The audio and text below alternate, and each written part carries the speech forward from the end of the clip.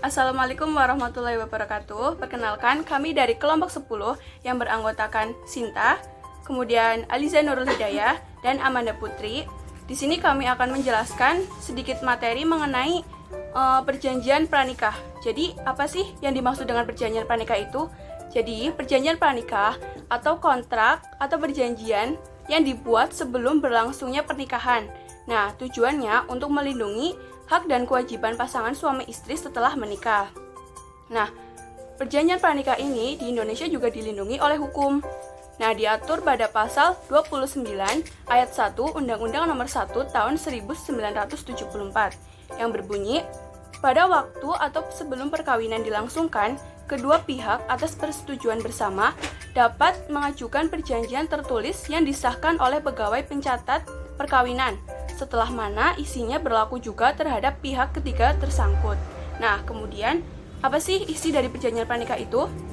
Jadi, isi dari perjanjian pranikah itu meliputi pemisahan harta, kekayaan yang diperoleh sebelum menikah, kemudian pemisahan hutang yang terjadi sebelum pernikahan, selama masa pernikahan, dan setelah perceraian, bahkan kematian, hak dan kewajiban suami istri dalam perkawinan. Nah, kemudian bagaimana sih cara atau proses membuat perjanjian pranikah itu? Jadi yang pertama, kita, teman-teman semua, dapat membuatnya dengan daftar keinginan bersama pasangan. Nah, jadi teman-teman bisa menuliskan semua hal-hal yang ingin diatur dalam kehidupan rumah tangga untuk kedepannya, seperti harta aset, terus utang, cicilan, dan hal lain dalam rumah tangga. Karena perjanjian pranikah ini bersifat bebas, tapi kontrak, jadi tetap disahkan oleh notaris. Nah, kemudian yang kedua, jika masih bingung, kita dapat membawa ke konsultan hukum. Nah, jika teman-teman masih bingung mau menulis apa aja dalam perjanjian pranikah ini, kita bisa datang ke konsultan hukum untuk mendapatkan bantuan dari konselor. Kemudian yang ketiga, bawa ke notaris untuk disahkan. Nah, setelah membuat perjanjian, bawalah ke notaris untuk disahkan dan memiliki hukum yang kuat. Kemudian yang keempat, kita dapat membawa akte ke lembaga catatan sipil atau KUA. Nah, kemudian kita membawa perjanjian tersebut ke lembaga catatan sipil atau KUA sebelum ijab qabul. Kemudian, berapa sih biaya yang harus dikeluarkan ketika kita membuat perjanjian pranikah ini? Jadi, perjanjian pranikah ini kan cukup disahkan oleh notaris tanpa perlu ke pengadilan, karena format dan pengesahan notaris sudah kuat untuk membuat akte perjanjian pranikah. Jadi, untuk biayanya itu tergantung setiap notaris. Nah, sekitar 2-3 juta rupiah. Namun, bila memakai jasa konsultan hukum saat pembuatannya, tentu saja biayanya akan bertambah. Baik, berikut contoh perjanjian pranikah. Pada hari ini, Senin 22 November 2021, di Kota Purwokerto, Provinsi Jawa Tengah, para pihak sepakat untuk membuat perjanjian pranikah. Selanjutnya disebut perjanjian oleh dan antara. Nama, Fulan, tempat tanggal lahir 30 Desember 1993, agama Islam, pekerjaan wira swasta, alamat Jalan Bobosan nomor 29, Karangjambu, Purwonegara, Kabupaten Banyumas. Dalam hal ini bertindak untuk dan atas nama pribadi, untuk selanjutnya disebut sebagai pihak pertama. Nama, Fulana, tempat tanggal lahir 18 Desember 1997, agama Islam, pekerjaan wira swasta, alamat Jalan Dr. Angka nomor 31, Karangjengkol, Sokanegara, Kabupaten Banyumas. Dalam hal ini bertindak untuk dan atas nama pribadi, untuk selanjutnya disebut sebagai pihak kedua. Para pihak berdasarkan adanya iktikat baik dan tanpa adanya unsur paksaan dari pihak manapun telah sepakat untuk mengikatkan diri dalam sebuah pernikahan resmi, dan untuk itu sepakat untuk mengikatkan diri dan tunduk pada isi surat perjanjian pranikah ini dengan syarat-syarat dan ketentuan sebagai berikut. Prinsip dasar Pasal 1. Para pihak mengaku saling sama hak, saling sama martabat, dan saling sama kedudukan di depan hukum, serta menjunjung tinggi hak asasi manusia. Lalu pasal 2, perjanjian ini berdasarkan pada prinsip keadilan, kesetaraan gender, kesamaan kedudukan sosial, hukum, dan penghormatan terhadap prinsip-prinsip hak asasi manusia. Lalu yang selanjutnya ada pernikahan monogami. Pasal 3, para pihak sepakat bahwa pada prinsipnya pernikahan ini hanya tunduk pada pernikahan monogami dan menentang adanya poligami dan poliandri. Pada pasal 4 ayat 1, dalam keadaan khusus, para pihak sepakat untuk tetap menjalankan prinsip monogami sebagaimana dimaksud dalam pasal 3 perjanjian ini, yaitu para pihak sepakat bahwa pada prinsipnya pernikahan ini hanya tunduk pada pernikahan monogami dan menentang keras adanya poligami dan poliandri. Lalu ayat 2, keadaan khusus yang dimaksud dalam pasal 4 ayat 1, perjanjian ini meliputi apabila dalam jangka waktu 2 tahun sejak tanggal pernikahan disahkan, surat keterangan dari rumah sakit yang ditunjuk dalam perjanjian ini dinyatakan tidak mempunyai kemampuan untuk memperoleh keturunan. Ayat 3, rumah sakit yang ditunjuk dalam perjanjian ini adalah RSUD Banyumas. Ayat 4, para pihak sepakat untuk melakukan pengangkatan anak atau adopsi.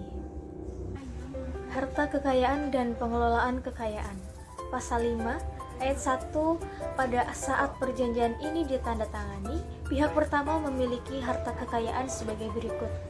Yang pertama ada 2 hektar tanah di Jalan Dr. Angka, Karangjengkol, Sokanegara, Kabupaten Banyumas. Yang kedua, ada 1 unit rumah di Jalan Bobosan nomor 29, Karangjambu, Purwanegara, Kabupaten Banyumas. Yang ketiga, ada 1 mobil Mitsubishi Pajero Sport. Lalu ada ayat 2, pengelolaan harta kekayaan pihak pertama pada pasal 6 ayat 1. Perjanjian ini merupakan hak sepenuhnya dari pihak pertama. Ayat 3, pihak pertama berhak untuk melakukan tindakan hukum yang patut terhadap harta kekayaan sebagaimana disebutkan dalam pasal 6 ayat 1 perjanjian ini. Lalu pada ayat 4, tindakan hukum yang dimaksud dalam pasal 6 ayat 3 perjanjian ini termasuk namun tidak terbatas pada menjual, menggadaikan, hibah, dan meminjamkan kepada pihak ketiga. Pasal 6 ayat 1, pada saat perjanjian ini ditandatangani, pihak kedua memiliki harta kekayaan berikut. 1 unit rumah di Jalan Dr. Angka nomor 31, Karangjengkol, Sokanegara, Kabupaten Banyumas. Lalu yang selanjutnya mempunyai 1 unit motor Beat dan 1 unit mobil Honda Jazz. Ayat 2, pengelolaan harta kekayaan pihak kedua pada pasal 7 ayat 1 perjanjian ini merupakan hak sepenuhnya dari pihak kedua. Ayat 3, pihak kedua berhak untuk melakukan tindakan hukum yang patut terhadap harta kekayaannya sebagaimana disebutkan dalam pasal 7 ayat 1 perjanjian ini.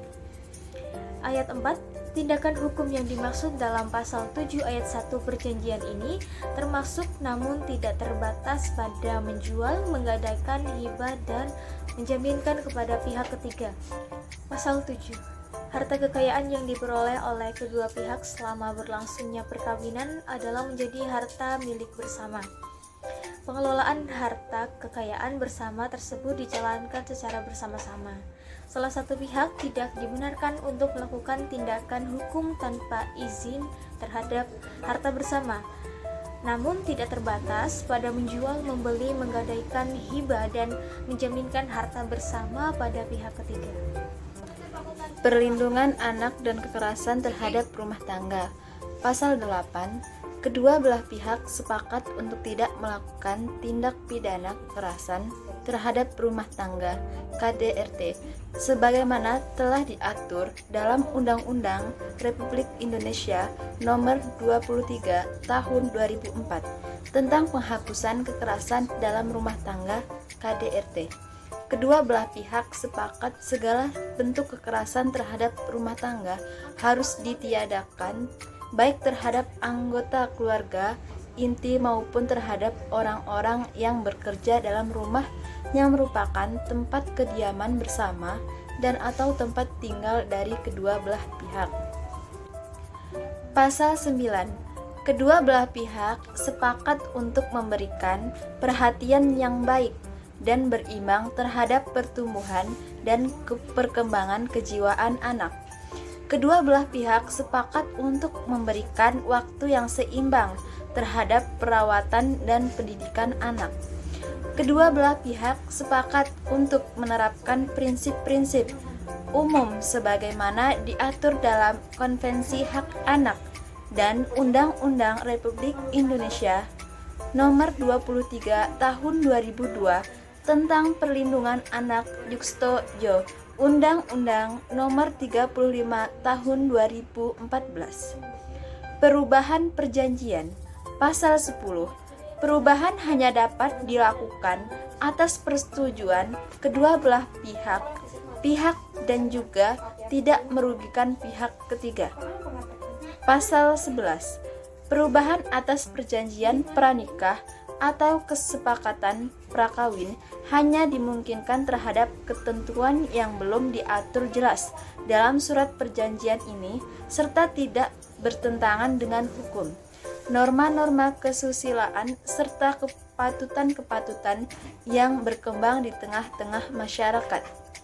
Pasal 12. Perubahan perjanjian tersebut bersifat penambahan sehingga akan melekat dan merupakan bagian yang tidak terpisahkan mutatis mutandis dengan isi perjanjian ini. Pasal 13. Perubahan perjanjian hanya sah, berlaku dan mengikat secara hukum bagi kedua belah pihak jika telah mendapatkan pengesahan dari Ketua Pengadilan Negeri di mana perjanjian awal. Perselisihan. Pasal 14. 1. Jika terjadi kesepakatan mengenai isi dan atau perjanjian ini, kedua belah pihak harus menyelesaikannya secara damai dengan terlebih dahulu mendahulukan jalan musyawarah dan mufakat. Yang kedua, apabila penyelesaian sebagaimana dimaksud dalam ayat 1 tersebut gagal, maka kedua belah pihak sepakat untuk menunjuk satu atau lebih mediator. Mediator berjumlah ganjil yang jumlahnya sekurang-kurangnya 1 dan sebanyak-banyaknya 5 orang mediator. Pengaturan tentang mediasi akan diatur lebih lanjut dalam perjanjian lain yang nantinya turut melekat pada perjanjian ini. Pengaturan tentang mediasi dan juga tata caranya dapat dilakukan pada waktu terjadi perselisihan. Pasal 15. Apabila mediator gagal dalam menjalankan tugasnya dan atau kedua belah pihak tidak mencapai persetujuan terhadap hasil mediasi, kedua belah pihak sepakat untuk menunjuk Pengadilan Negeri Purwokerto sebagai tempat penyelesaian perselisihan. Purwokerto, 22 November 2021, yang bertanda tangan di bawah ini. Pihak pertama, Fulan. Saksi pihak pertama, Saksi 1, Sukijan. Saksi 2, Dido. Pihak kedua, Fulanah. Saksi pihak kedua, Saksi 1, Suriman. Saksi kedua, Dodo.